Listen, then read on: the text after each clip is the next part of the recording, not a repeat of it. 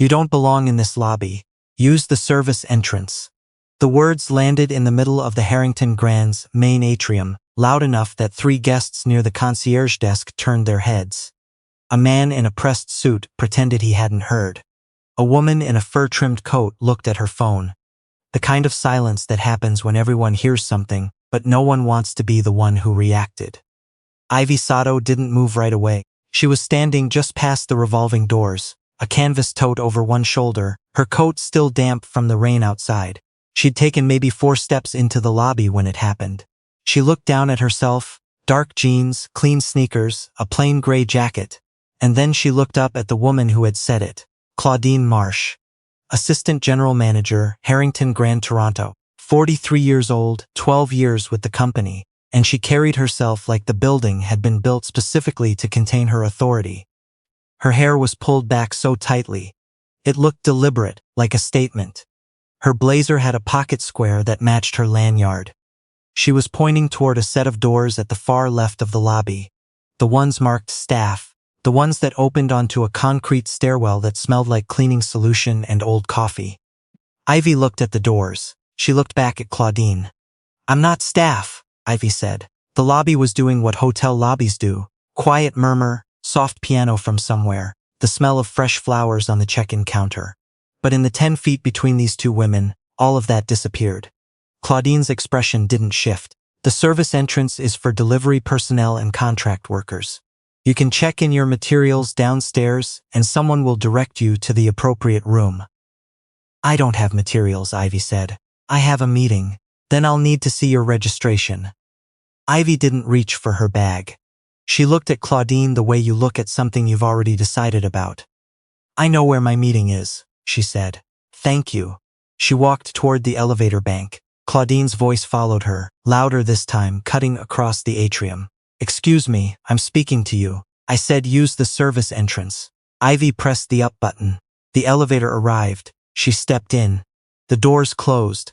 Claudine stood in the middle of the lobby with her hands still half raised, and for a moment something moved across her face, not quite embarrassment, not quite confusion, something closer to the feeling of swinging at something and hitting air. She smoothed her blazer. She turned back toward the front desk. She had work to do. The Harrington Grand was the kind of hotel that existed in a specific tier of Canadian hospitality, not the flashy international chains, not the boutique spots with exposed brick and artisanal soap. It was old money quiet, dark wood paneling in the conference halls, carpet that had been replaced exactly twice in 30 years and never changed color. It hosted fundraisers for children's hospitals and retirement dinners for provincial politicians, and twice a year, the investment conference that brought in people from Calgary and Vancouver, who wore the same blazers, but in slightly different cuts. Claudine had been running the front-of-house operations for 6 years. Before that, she'd been at a hotel in Ottawa that had since been converted to condominiums. She was good at her job in the ways that were measurable: complaints down, check-in times consistent, event setup running on schedule, and less good at it in the ways that weren't.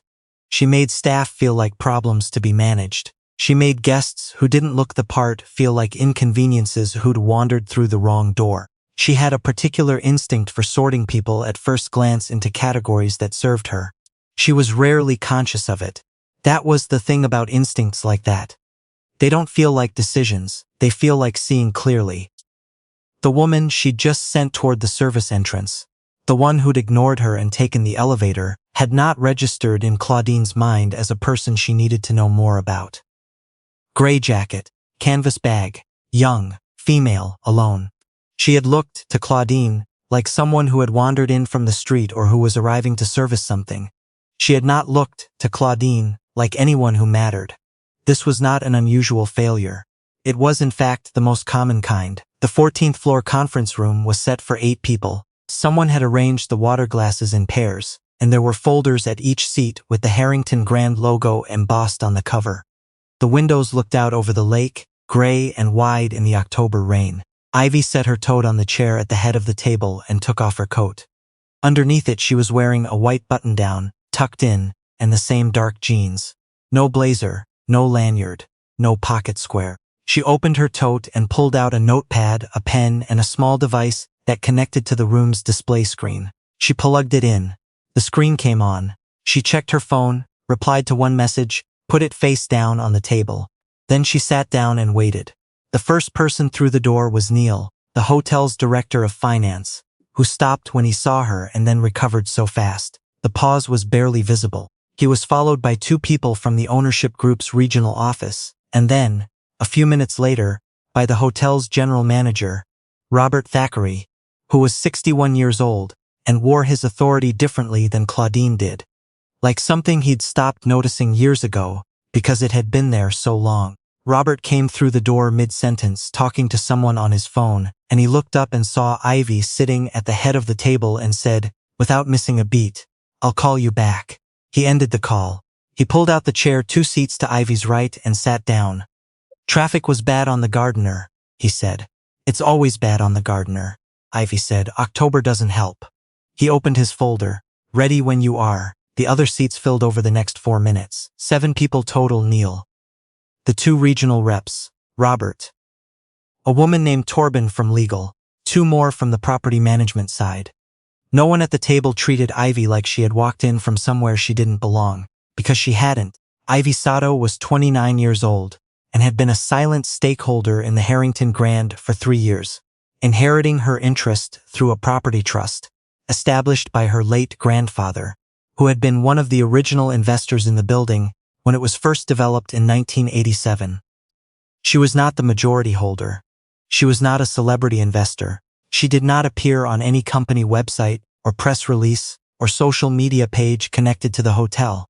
She was also, for the past 8 months, the person leading a quiet restructuring review of the property's operational costs and staff retention rates at the request of the ownership group, who had become concerned about a pattern they were seeing in the numbers. High turnover in housekeeping and front-of-house staff, complaint patterns in exit interviews that clustered around the same themes.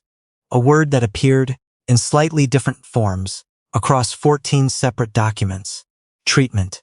Ivy had spent those 8 months doing what she always did, showing up in ways that didn't announce themselves, walking the property at different hours, talking to the people who cleaned the rooms and moved the luggage and restocked the minibar at 11 at night, reading the documents no one assumed she'd read, building a picture from the edges in. The gray jacket and the canvas tote were not a disguise. They were just what she wore. She'd learned over time that what she wore told her a great deal about the rooms she entered and the people already inside them. Downstairs, Claudine's afternoon ran the way it usually did. She handled a check-in dispute involving a guest who'd been assigned the wrong room type. She approved a last-minute event setup change for a corporate dinner in the Rideau room. She spoke to 2 members of the housekeeping team about a service complaint and reminded them, with the particular careful sharpness she used in these moments, that the standard existed for a reason and that the standard was not optional. She did not think about the woman in the gray jacket. The moment had closed in her mind the way small irritations do when they can't be resolved. Not forgotten, just filed under something she'd already finished with. At 4:45 she got a message from Robert Thackeray's assistant. "Can you come to the 14th floor conference room? Robert would like you there for the tail end of today's meeting." Claudine read it twice. Robert didn't usually ask for her to join meetings without more lead time. She assumed it was about the Rideau room setup or possibly the Q4 staffing model, which she'd submitted last Thursday. She took the elevator up. The doors opened on the 14th floor and she walked down the corridor and knocked twice on the conference room door and pushed it open before she heard an answer. The way she always did, because she was expected. The room was still full. 7 people at the table, water glasses mostly empty, a few folders open, someone's pen rolling slowly toward the edge of the table unnoticed. And at the head of the table, looking directly at the door as it opened, was the woman in the gray jacket. Claudine's hand was still on the door handle.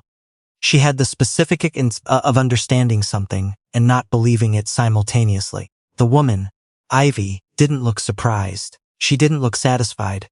She looked the way she had looked in the lobby that morning, like someone who had already decided something, who was simply watching it arrive. "Claudine," Robert said, "thank you for coming up. Take a seat." Claudine sat down.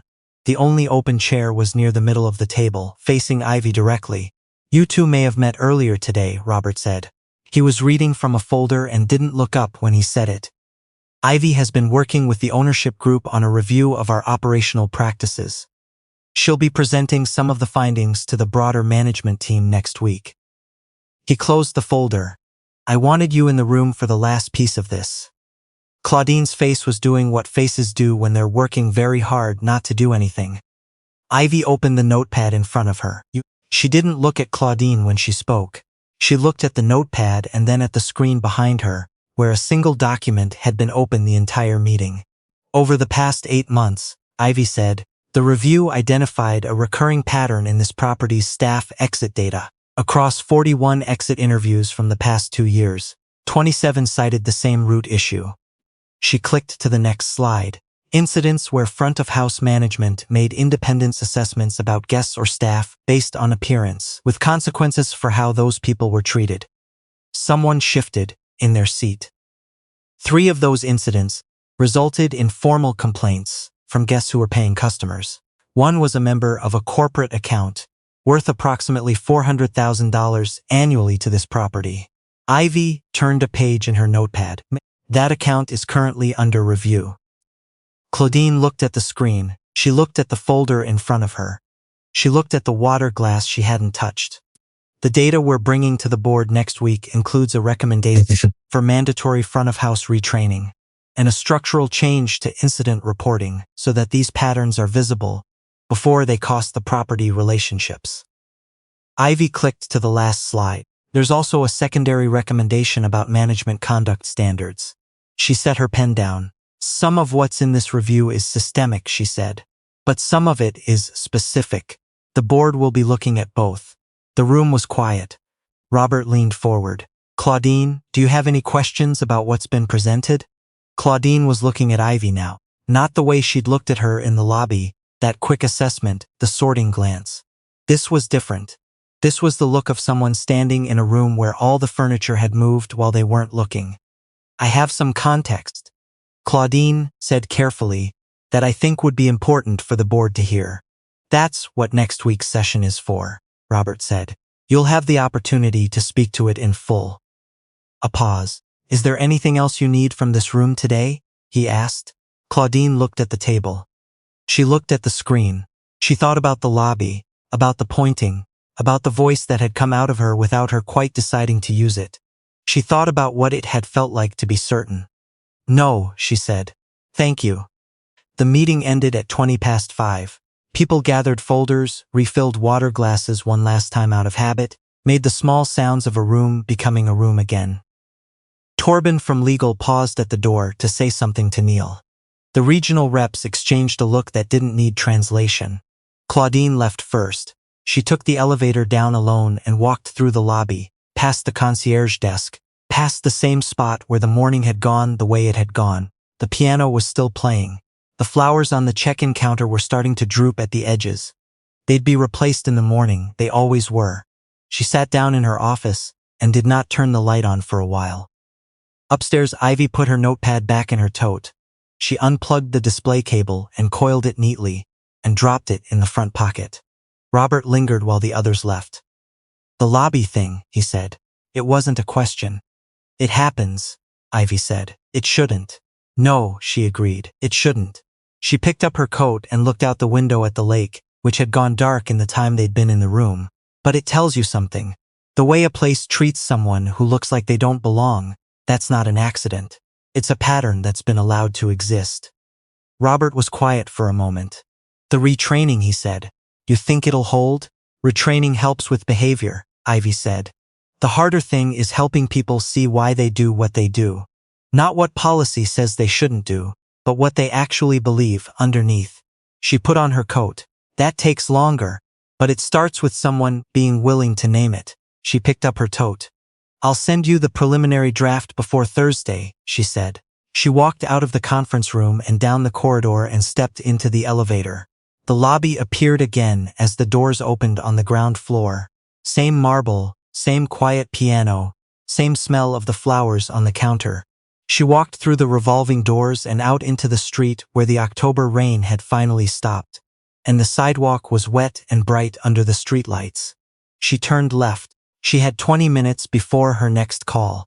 She walked. The draft went to Robert on Wednesday. By Thursday, it had gone to the regional office.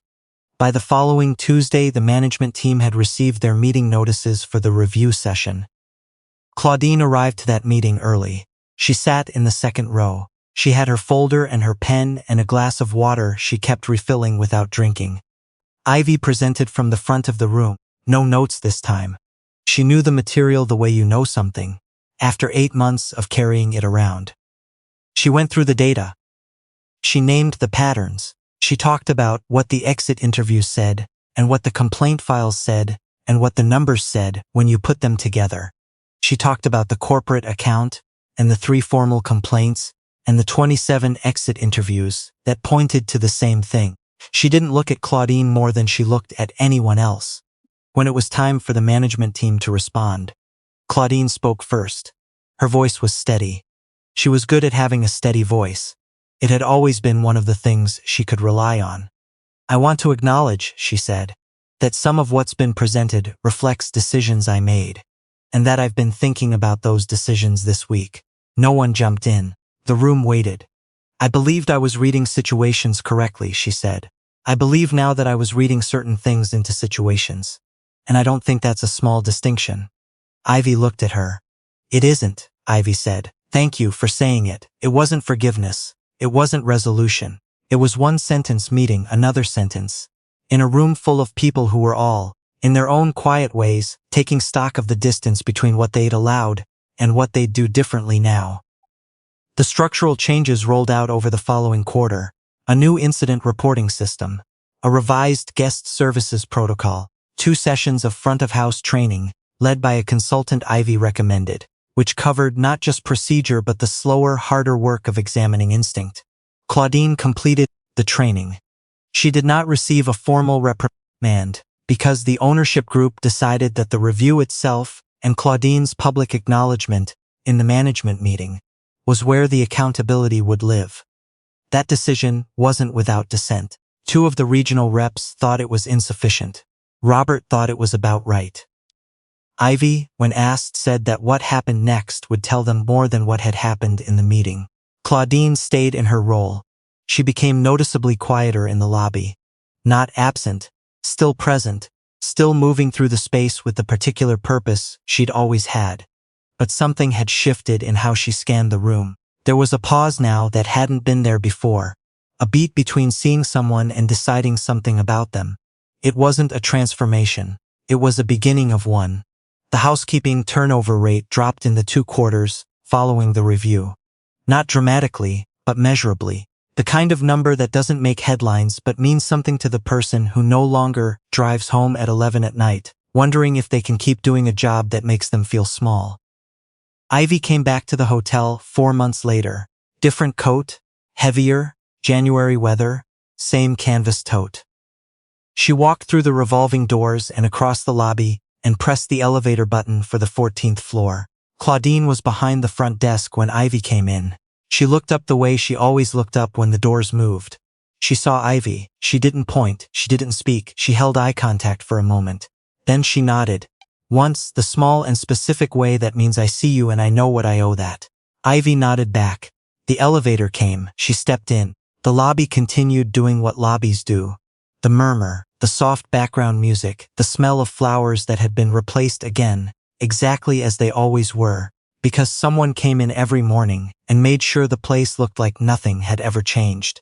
But the people inside it had, even the ones who were still learning how.